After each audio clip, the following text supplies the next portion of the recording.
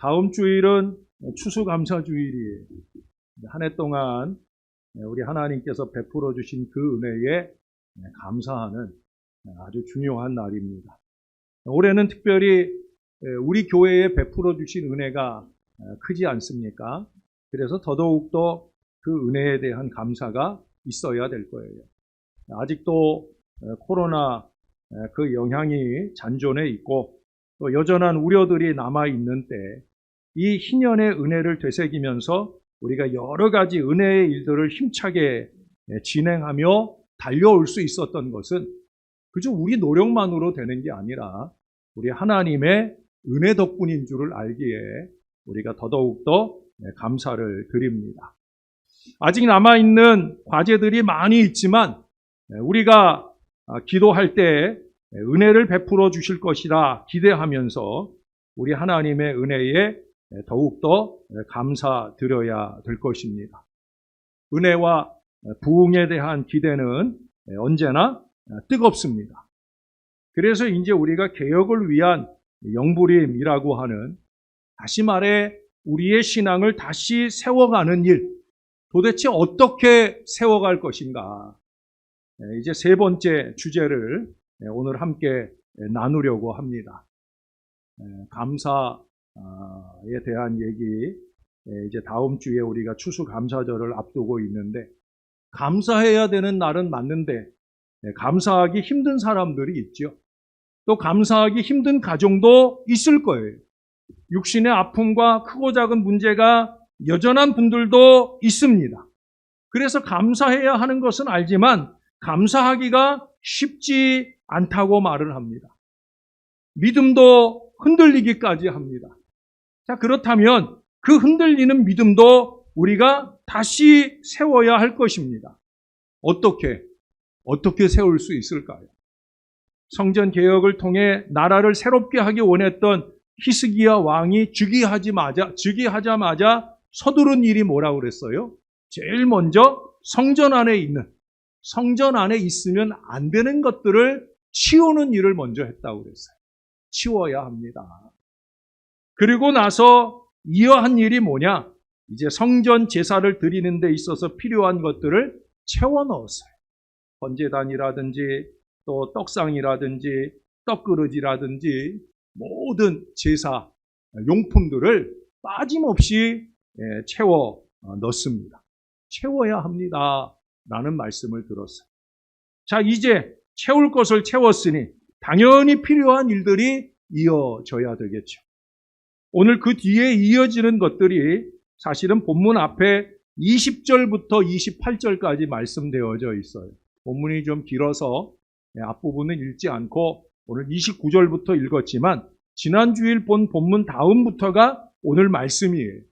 20절부터 28절까지에 보니까 제일 먼저 한 일이 뭐냐? 제사를 드렸다는 거예요.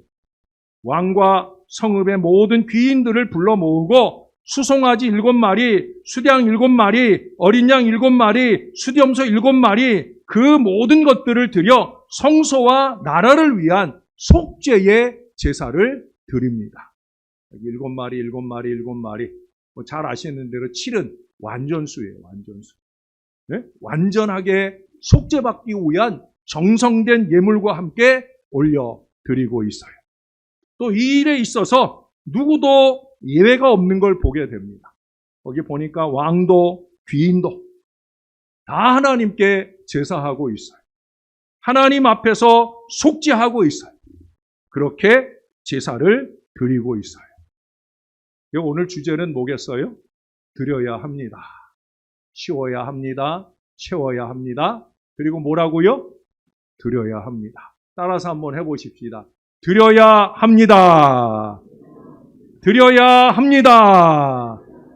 오늘날로 말하면 다시 세우는 데 있어서 우선시 되어야 할 것은 바로 예배를 드려야 되는 거예요.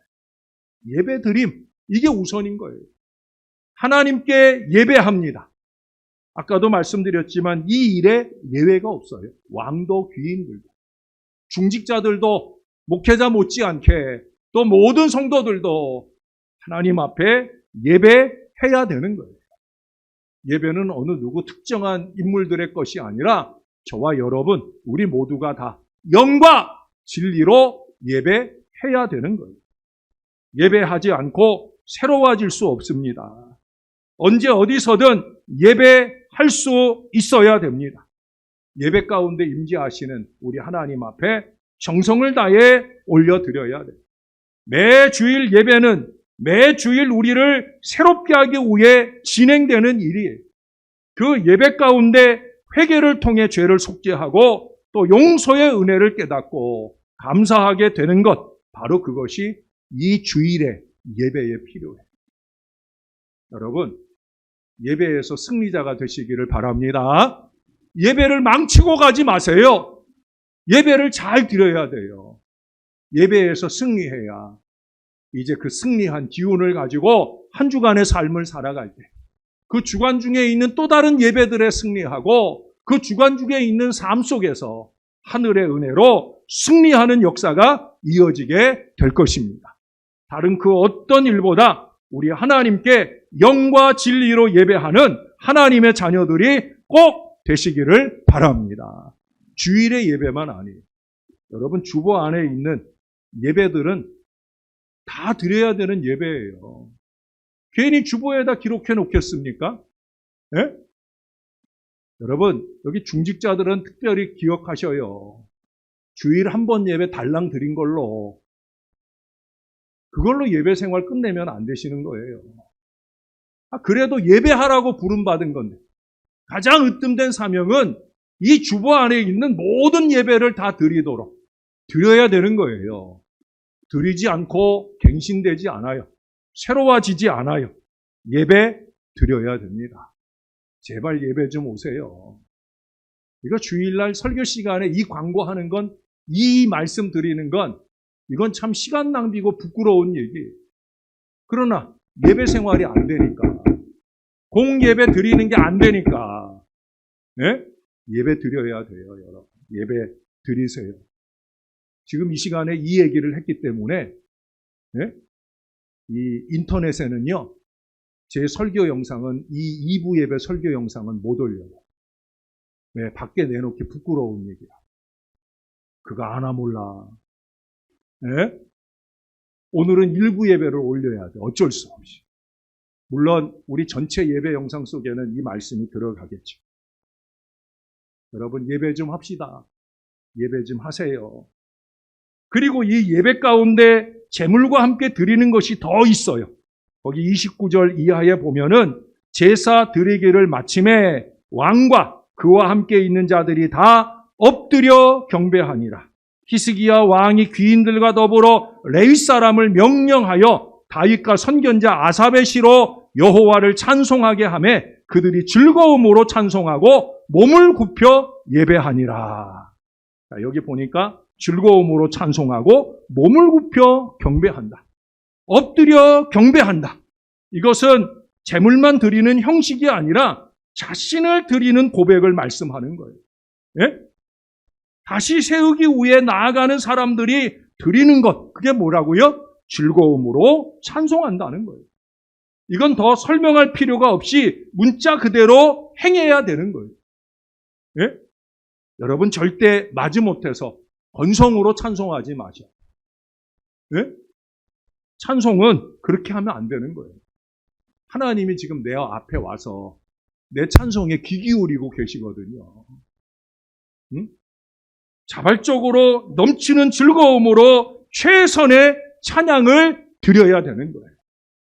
지난주에 제가 신방에 보니까 어떤 가정의 어르신이 그러더라고요. 추석 때 가족들 모여 예배하는데 이 손주들이 믿음이 없다 보니까 찬송을 제대로 입을 열어 하지 않더라는 거예요. 막 속 터지더라는 거예요. 그래서 제가 가르쳐 드렸어요. 그 애들이 좋아할 그 찬양을 좀 준비해 보시라고. 복음성가 준비해 보시라고. 제가 지난 주간에는 신방 갔다 와서 날마다 찬양 하나씩 보내드렸어요. 좀 들으시면서 준비하셔서 다음 명절에는 이런 찬송으로 아이들 좋아하는 찬양을 한번 해보시라. 여러분, 좋아하고 싫어하건 간에 찬송할 때는 집중해야죠. 정성을 다해서. 꼭 몸을 엎드리고 몸을 굽히고 이런 정도까지는 아니라 할지라도 전심을 다해서 찬송하고 하나님을 예배하는 것이 필요한 거예요. 이것은 이렇게 하나님을 인정하게 될 때 새로워지기 때문이에요. 기간별 찬송 경연을 하는 이유도 바로 여기 있어요. 우리가 다음 주일날 추수감사절이라고 물질도 드리고 또 아름다운 예배단도 꾸미고 하지만 기왕이면 우리의 몸과 마음을 다한 찬양으로, 이름은 경연이라고 붙였지만 우리가 뭐 상 받자고 그거 합니까? 아니잖아요. 하나님 기쁘시게 하자고 우리가 최선을 다해서 준비하잖아요. 맞죠? 아닌가? 맞죠? 맞아요. 예? 참가하는데 의의를 두는 거, 이거 안 하는 게 나아요. 예? 좀 망가지더라도 최선을 다해서 우리 하나님이 즐거워하시도록 우리가 그런 찬양을 이번 주 금요일 날 많이 나누게 될 줄로 믿습니다. 우리 기관은 준비가 안 된다 해서 오지 않는 그런 일 하지 마시고요. 꼭 오셔서 내가 하는 게 아니더라도 그것에 함께 아멘하면 같이 하나님께 올려드리는 줄로 믿습니다. 그리해야 되는 거예요. 우리가 예배에 대한 오해가 많잖아요. 가장 큰 오해 첫 번째는 뭐예요? 제일 많이 듣는 얘기가 우리가 예배를 받으러 와요. 물론 은혜에 대한 열망이 우리 민족이 크다 보니까 은혜 받으러 오는 예배를 생각할 때가 많아요. 나쁜 건 아니에요. 그러나 내가 은혜 받는 것보다 더 우선되어지는 게 뭐라고요? 드려야죠. 받기 전에 먼저 드려야죠. 찬송을 정성껏 드리고 기도를 간절히 드리고 그 드림에 있어서 중요한 태도는 뭐예요? 오늘 말씀하잖아요. 즐거움으로. 즐거움으로라고 하는 건 찬송에만 해당되는 게 아니에요. 즐거움으로라는 건 뭐예요? 마음을 다해서 한다는 거예요. 마음을 열고 무엇보다 진실하게 그렇게 드리는 것이 바로 예배다라고 하는 거예요. 그렇게 드리고 되돌려 받는 것이 하나도 없을지라도 드릴 수 있다는 그 사실만으로 감사하며 즐겁게 찬송하고 예배하는 거예요. 여기서 새로운 신앙의 삶이 시작되어집니다. 저희 교역자들이 내일 아침에 특송을 하잖아요. 전 지난 한 주간 동안 매일마다 목양실에서 낮에 신방하고 밤에 신방하고 낮 시간에 또 열심히 또 제가 해야 될 일이 많죠. 설교 준비도 해야 되고 주일 준비도 해야 되고 또 이제 행사 준비들도 해야 되고 그렇게 사무실에 앉아있는 동안에 계속 음악을 틀어놔요. 내일 특송할 곡을 계속 틀어서 이게 1시간 동안 계속 돌아가는, 요즘엔 그런 것들이 잘 돼 있어요, 유튜브에. 그래서 계속 듣는 거예요. 그러면서 부르기도 하고. 제가 노래를 못 하잖아요. 그러니 따라가려면 열심히 해야 되죠. 열심히 듣고 열심히 부르고. 왜? 마음을 다하는 찬양으로 내일 새벽 아침 하나님께 올려드리길 원합니다.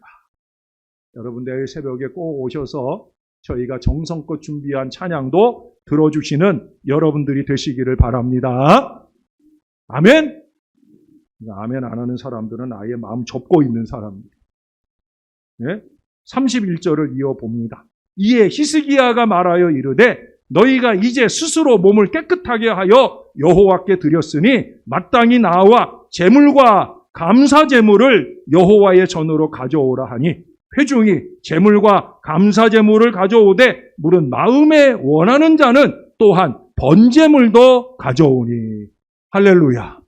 지금 히스기야 왕은요 자신과 나라의 죄를 속하기 위해 속죄제만 드리고 끝나는 게 아니라 이번에는 감사제사를 드리기 위해 제물을 가져오라고 명령을 해요. 왜? 용서받았으니 감사해야죠. 은혜가 넘치니 감사해야 되는 거예요. 그래서 감사제 드리자 하니까 그 명령을 따라 실제로 회중들이 제물과 감사제물을 가져옵니다. 그걸로 끝나지 않아요. 원하는 사람은 거기에 번제물도 더하여 가져왔다는 거예요. 근데 참 많이 가져왔어요. 얼마나 많이 가져왔는지 그 제물에 가죽을 벗겨야 되는, 그게 무슨 얘기냐면 제물을 잡아야 되잖아요. 그리고 가죽을 벗기고 그 속 제물로 우리 하나님 앞에 번제단에 태워 드리는, 이게 얼마나 일이 많겠어요. 왜? 거기 보세요.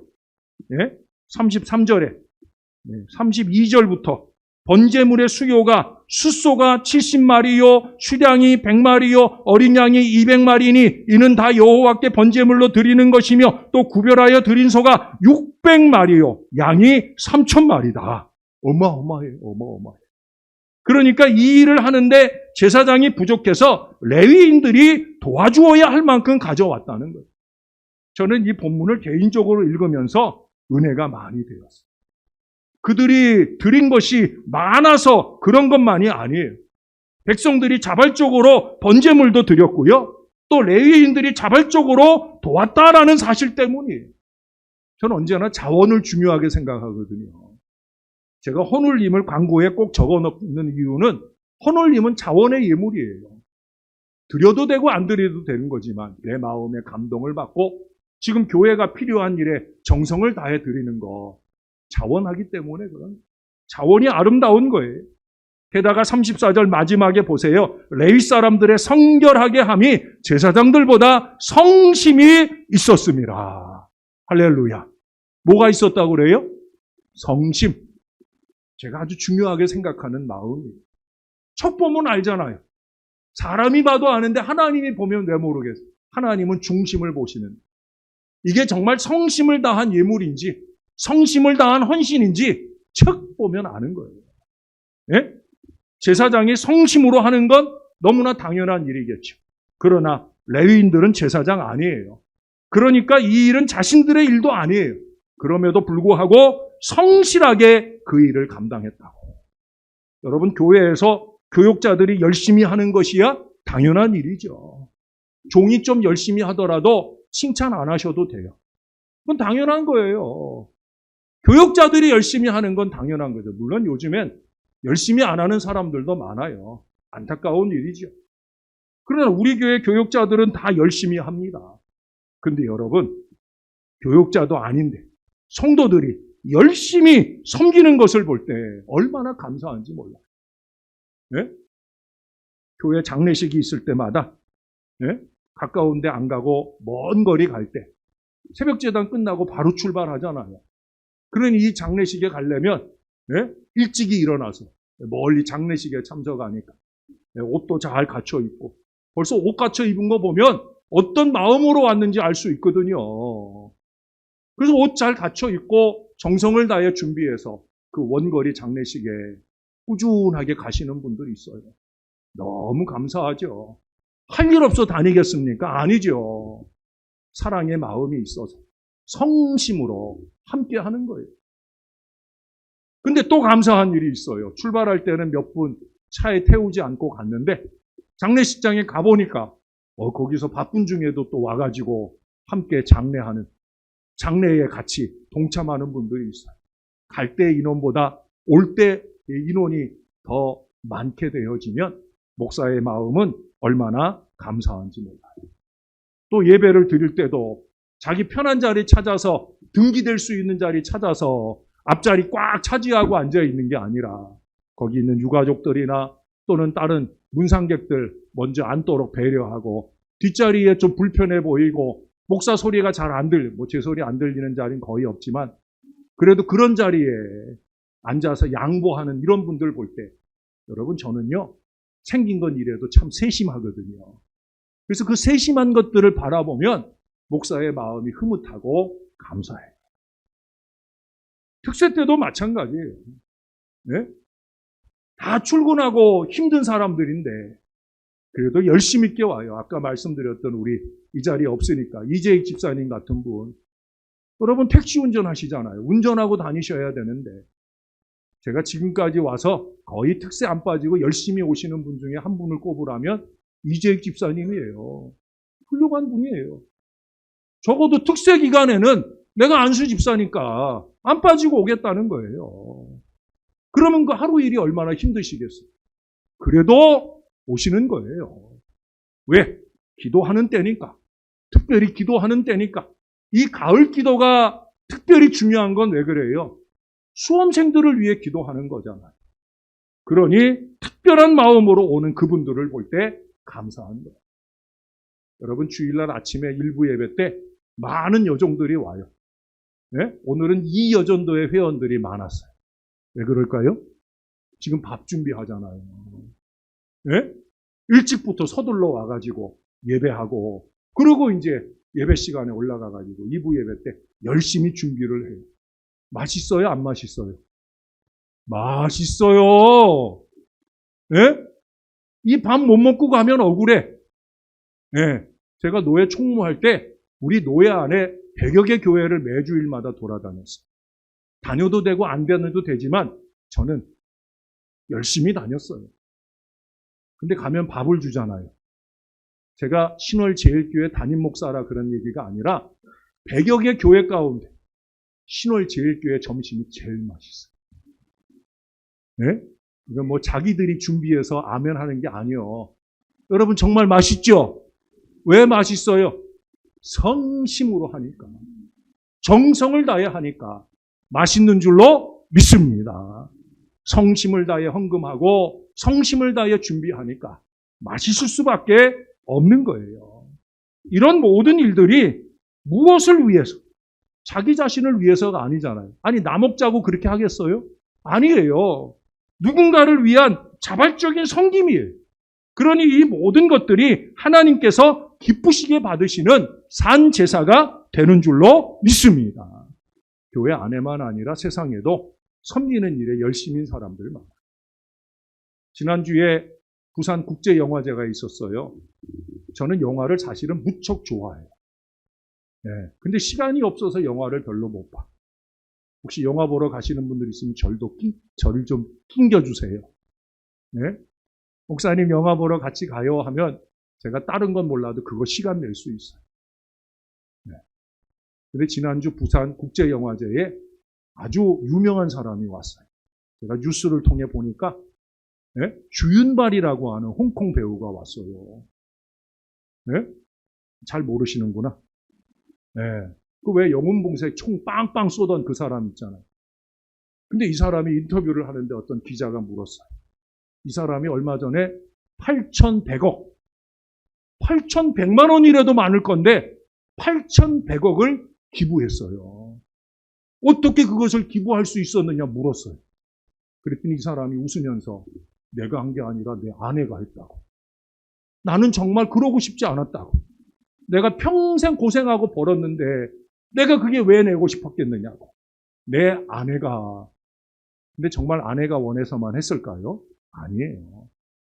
그 사람의 다음 말을 들어보면요. 우리가 빈손으로 왔다가 빈손으로 가는 건데 그래서 드렸다는 거예요. 예? 근데 내가 궁금해가지고 그 사람 신앙이 뭔가 찾아봤더니 안타깝게도 예수 안 믿어요. 여러분 예수 안 믿어도 그렇게 사는데 예수 믿는 저와 여러분은 얼마나 더 그래야 되겠느냐. 나눠야지요. 특별히 이 추수감사제 여기 보니까 화목제 35절에 보면 번제와 화목제의 기름과라는 표현을 화목제로 드렸어요. 이 화목제라는 건 감사하면서 동시에 나누는 제사예요. 제가 구약의 5가지 제사를 설명한 적이 있어요. 예? 근데 5가지 제사 중에 화목제만 나누는 제사예요. 다른 건 다 하나님께 드려요. 근데 화목제는 드리는 형식을 갖추고 난 뒤에 그거 가져다가 나누어 먹어요. 그 나누어 먹는 것도 짧게는 그날 다 해결해야 되는 게 있고 길어봐야 3일이에요. 왜 3일이냐? 3일 지나면 상하니까. 상하기 전에 나누어야 되는 거예요. 여러분 떡이나 케이크 같은 것도 그렇잖아요. 3일 넘기지 못하잖아요. 그렇죠? 네? 나누어야 되는 거예요. 하나님이 다 계획을 가지고 계산을 가지고 그렇게 나누라는 거예요. 화목제를 나눌 때 3일 안에 그 당일날 열심히 나누어야 되는 거예요. 상하기 전에 빨리 나누어 먹으라는 거예요. 여러분 우리가 추수감사절에 헌물로 드려진 과일을 나누고 떡을 나누는 것도 마찬가지예요. 다음 주일에도 우리 권사회에서 헌신해서 떡을 나누어 줄 텐데 그거 안 먹는 거 집에 가서 곰팡이 쓸 때까지 두지 마시고요. 안 잡수시면 여러분 이웃집 좀 두들기고 우리 교회가 추수감사절이라 떡을 좀 주어서 나눠 먹으려고 한다. 여러분 나누어 드시길 바랍니다. 나누면 더 행복해지는 거예요. 우리가 우리 육신도 나누잖아요. 여러분, 우리 가운데 장기기증 하시는 분들도 있지 않습니까? 네? 사랑의 장기기증 운동에 동참하셔서 서약하신 분들도 있을 거예요. 솔직히 저도 고민이 많이 됐지만 저는 일찍이 작정을 했어요.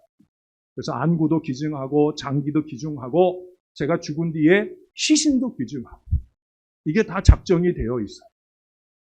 얼마 전에 임명진 목사님 어머님 돌아가셔서 장례 치르러 갔는데 문상하러 갔는데 임명진 목사님 아버님이 그렇게 시신 기증까지 다 기증 서약을 했기 때문에 임 목사님 자녀들이 그 시신 기증을 위해서 연대 세브란스에서 장례식을 하고 그 절차를 진행했다는 거예요. 시신 기증을 했으니까 발인까지는 못했다고 그래요. 어떻든 장례 절차는 똑같이 진행을 했는데 발인은 할 수 없죠. 왜? 시신이 기증이 되었고 시신이 기증되면 그 연대 의대에서 의대생들이 해부학을 할 때 공부를 해야 되잖아요. 그러고 나서야 시신을 돌려받는 거예요. 하나도 훼손되지 않아요. 그들이 공부할 거 다 하고 정성을 다해서 다 장례 치르는데 어려움 없도록 해서 돌려준다는 거예요. 아무 문제 없어요. 그 모든 절차 동안에 임 목사님 자녀들이 그 모든 절차에 순종하고 따라갔다는 거예요. 물론 쉬운 거 아닙니다. 그러나 별것 아니고 썩어질 내 몸이 세상을 떠난 후에라도 누군가를 위해 섬길 수 있고 도울 수 있다고 하면 이게 얼마나 감사한 일이에요. 예? 누군가 밝은 눈으로 세상을 볼 수 있게 된다면 누군가 나의 장기를 받고 살아날 수 있다고 하면 이게 얼마나 감사한 일이겠습니까?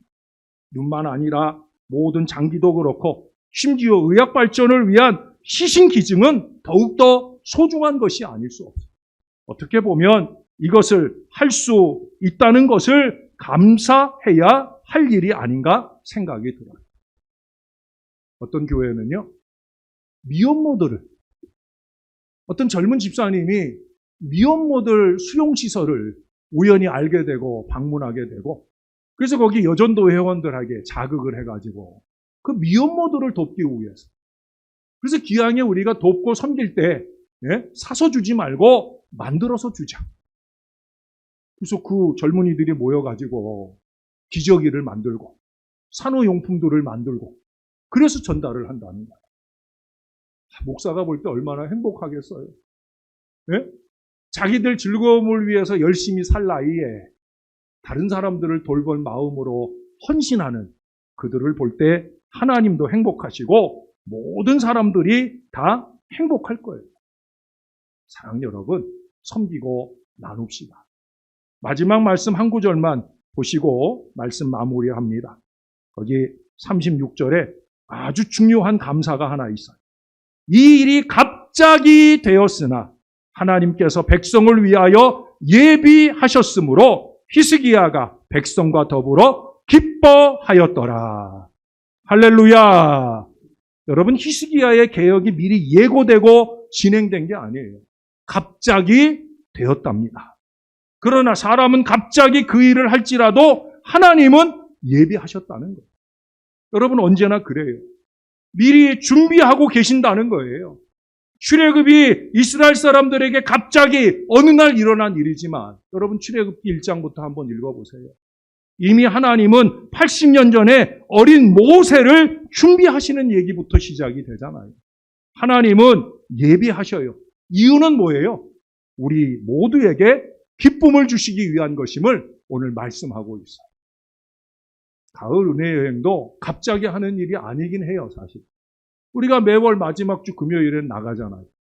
근데 근본에는 추수감사절도 맞고 이제 희년을 마무리하면서 좀 모든 성도들이 함께 나가는, 우리가 코로나 핑계로 체육대회나 뭐 야외 예배 이런 거 못했으니까 좀 더 많은 사람들이 함께하는 은혜잔치가 되게 하자 하는 마음으로 당회가 결정을 했어요.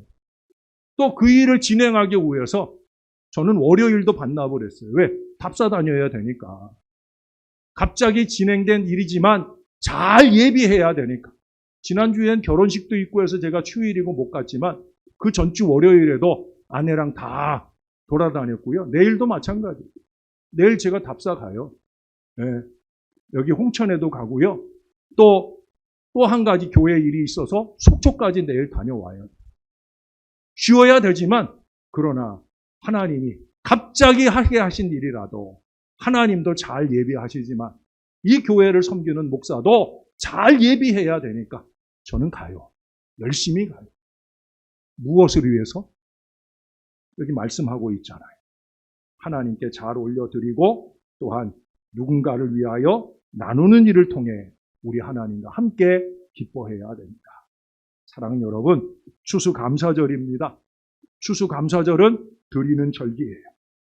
풍성한 1년의 감사를 모아서 우리 하나님께 정성을 다해 올려드리고 우리 하나님께서 흐뭇하게 여기시는 대로 그 모든 것들을 열심 있게 나누어서 우리 하나님을 더 기쁘시게 하고 저와 여러분도 더 행복해지는 우리 신월제일교회가 되기를 예수님의 이름으로 간절히 축원합니다.